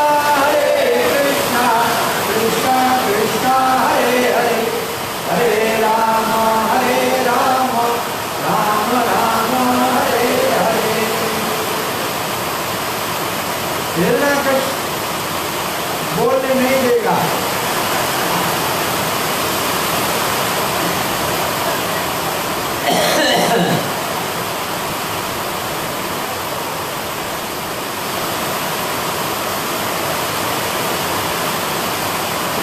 हरे